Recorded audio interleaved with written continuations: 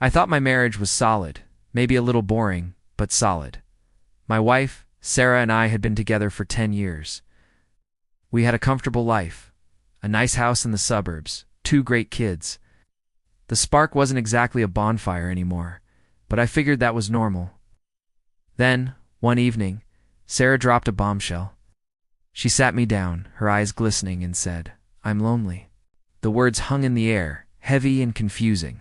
Lonely? We lived together, we raised our kids together, we slept in the same bed. How could she be lonely?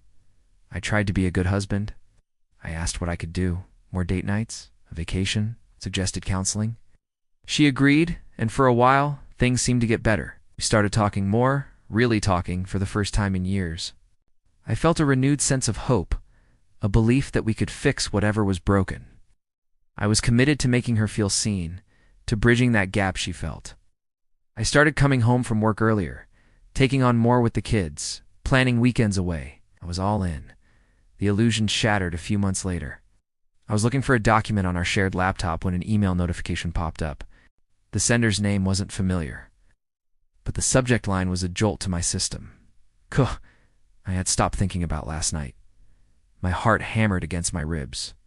I told myself it was nothing, a mistake, spam. But a sick feeling coiled in my stomach. Against my better judgment, I clicked on it. The email wasn't spam.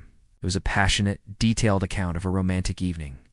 An evening that had happened just last week, on a night Sarah told me she was having dinner with her friends from work. As I read, the words blurred through my tears. It was all there.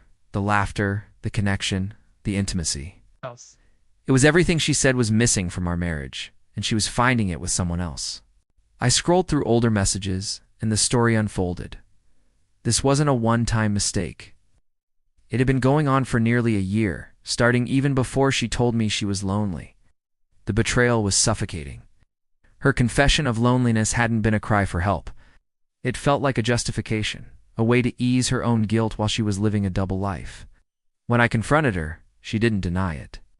The composure she'd maintained for so long crumbled, and the whole ugly truth came pouring out.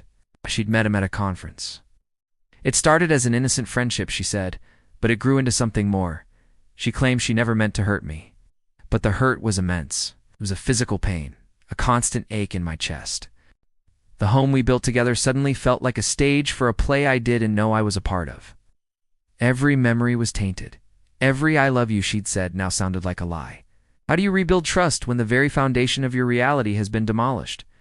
The affair she never mentioned was a secret that redefined our entire history, and left me questioning everything I thought I knew about my life, my marriage, and the woman I loved. Rebuilding from this kind of wreckage seems impossible, a mountain too steep to climb. Thank you for listening to my story. If you've been through something similar, remember you're not alone. Don't forget to subscribe for more real-life stories.